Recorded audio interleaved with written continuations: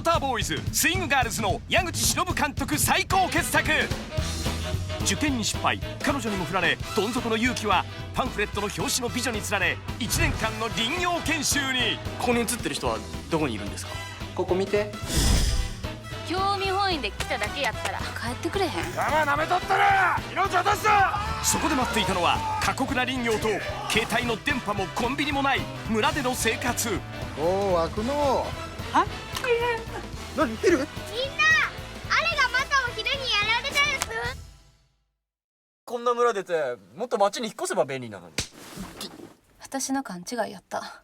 やっぱりあんた都会の人間なんやな。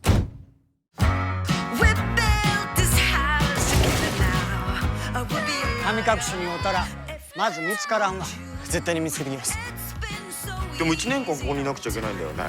いや、刑務所じゃないんだから。もう帰ってください。帰れってば。1年で村出て行ってしまうんやろ。ほとんど役に立たんけどちゃんと山の男や。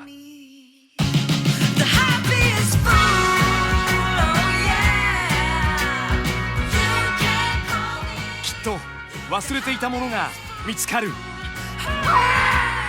ッジョカムサリナーナー日常。後ろになんか当たるんやけど。